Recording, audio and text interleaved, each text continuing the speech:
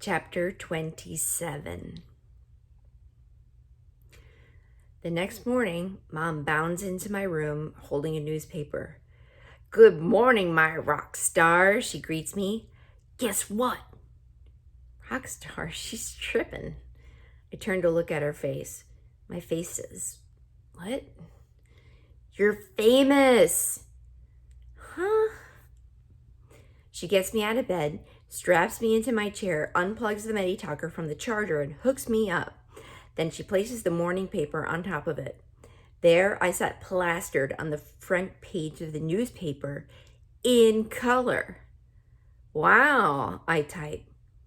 "The article is all about the team winning the competition, but yours is the only picture they used."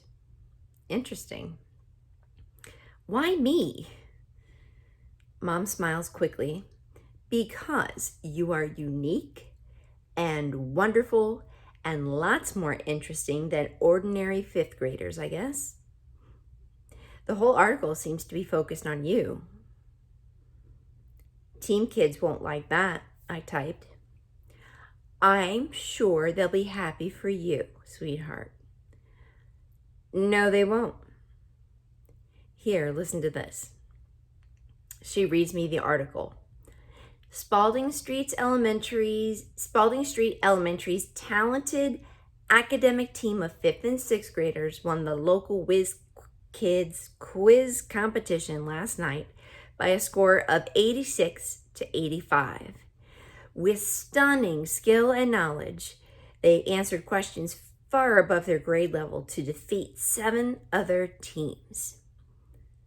"Makes us sound smart," I tap. "And so you are," Mom replies. Math questions made me sweat. I get clammy under the arms just thinking about them. Mom continues, "Oh, there's the part about you. Listen to this. One outstanding member of the Spalding team is Melody Brooks, an 11-year-old who has been diagnosed with cerebral palsy. In spite of her physical challenges, Melody's quick and capable mental abilities were able to shine as she led her team to victory."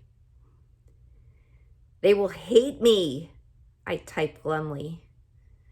Butterscotch, who still sleeps in my room, nuzzles my hand. She always seems to know how I feel. But it doesn't help this time. "Oh, don't exaggerate.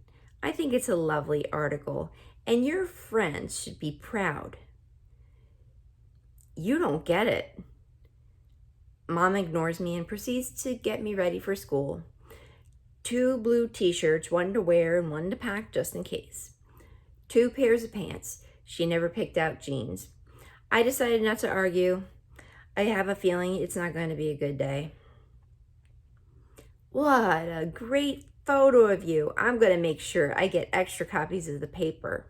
She chatters cheerfully as she tugs on my socks before putting on my sneakers. "I've got to make sure everyone at work sees this." Dad has finished dressing Penny, so he brings her into my room. When Penny notices my picture in the paper, she drops Doodle and shouts, "Dee Dee!" She picks up the paper and kisses it. I bet I won't get many reactions like that at school today. Dad leans over and gives me a kiss on the cheek. "I am so proud I could pop," he said softly. "I love you, Melody." That makes me get all teary.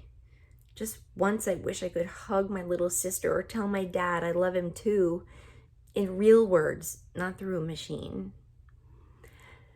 The reaction at school today is just what I expected. Words float out of lips that say nice things to me, but eyes tell the truth. The eyes are cold, as if I had beat the reporter over the head and forced her to print that picture of me. Even Rose acts distant. "Nice picture of you in the paper, Melody," she says. "Thanks. Should have been all of us." "I think so too," Rose replies. I just sigh.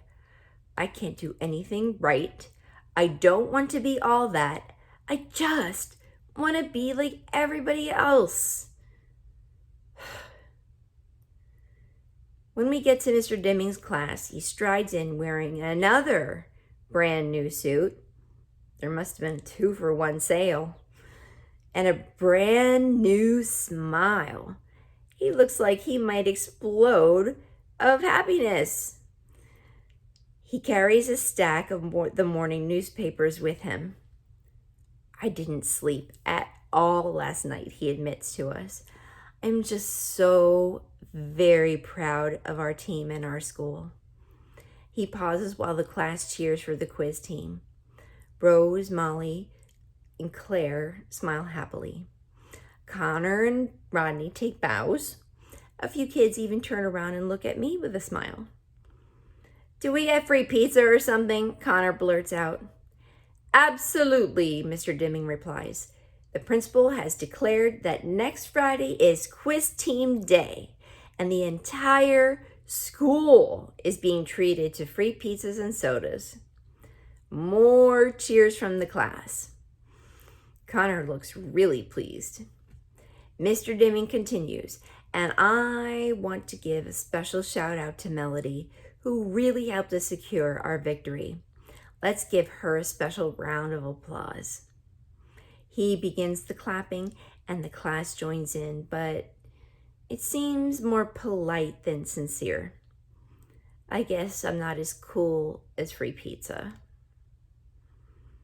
Who saw the 11 o'clock news last night? Mr. D asks, still beaming. About half the kids raised their hands. I'd missed it. I'd fallen asleep, exhausted after we got home.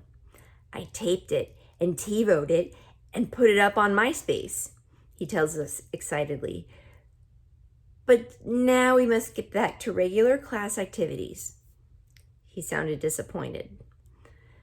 But how do we get ready for Washington? Rose asks, obviously not ready to let him do that. Teachers are so easily distracted. I knew he'd bite on that one.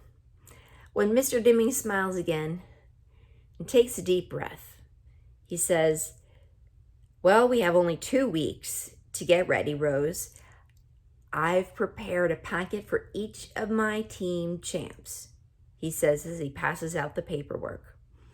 Take this home, bring it back tomorrow without fail. In it, I've included information about how to redeem the free plane tickets and info about our hotel and schedule for the days we are in DC. It also gives details about our practice schedule, which begins today. We will meet every day after school and half a day on Saturday. Saturday, Connor asks, disbelief in his voice. I'm worried about that too. A whole half day? If Catherine can't come, how will I get to the bathroom or eat? I'll bring bagels for breakfast, fruit for snacks, and we'll order burgers in for lunch, Mr. Deming tells him. Sounds sorta healthy, Connor responds with a grin, but I'll be there. You skip a practice and you get bounced to the alternates, Connor. I'm in this to win. Why don't you take a couple of days off, my man? Rodney says to Connor. I'd be glad to take your place. Slide you right out in a blink. He sounds serious. No way, man. I'll show, Connor says hurriedly. Molly raises her hand. Mr. Deming, do the alternates go to Washington also? Absolutely. So, should I buy a new dress just in case I get to be on the team? That's up to you, Molly, the teacher replies. Claire raises her hand then. Mr. D, I think I know what Molly's getting at. Since there are 6 people on the DC team instead of 4, which of the alternates will you choose? We will use a point system, he replies. The students with the 6 highest scores from all our preliminary rounds will make the final TV team. Sound fair? Claire looks satisfied at that, and she and Molly high-five each other. Mr. Deming finally gets back to regular classwork.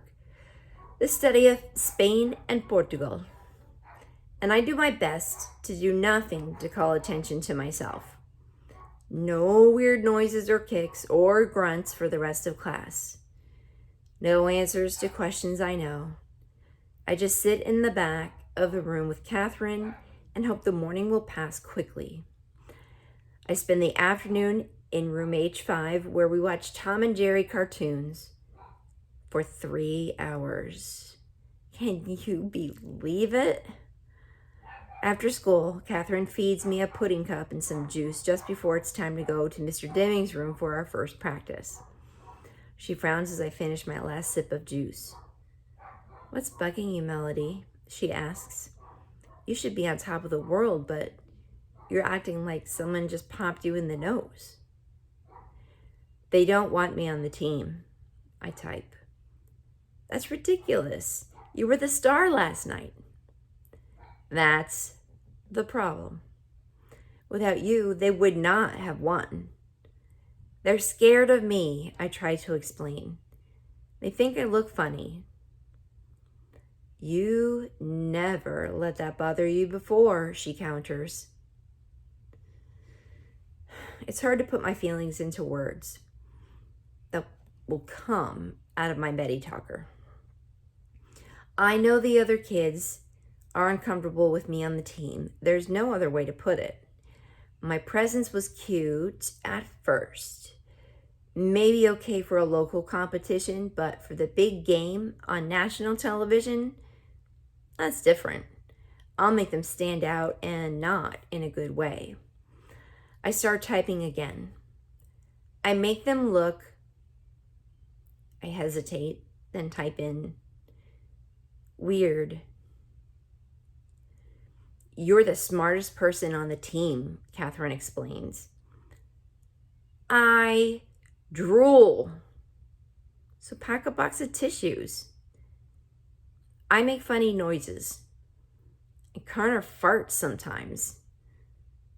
I had to smile at that. "No more of this feeling sorry for yourself, young lady. Let's get down to Mr. D's room and kick some butt." "Okay, let's go," I type. We roll down to the room and I hold my head high. Well, at least as high as I can when it isn't wobbling around. Nobody says anything more about the newspaper article, and practice goes on as usual. I answer most of the questions correctly, and by the time Mom picks me up, I feel a little better. But I do notice Rose and Claire and Molly whispering together as I leave. It could be about a new music video or shopping trip to the mall, or it could be about me.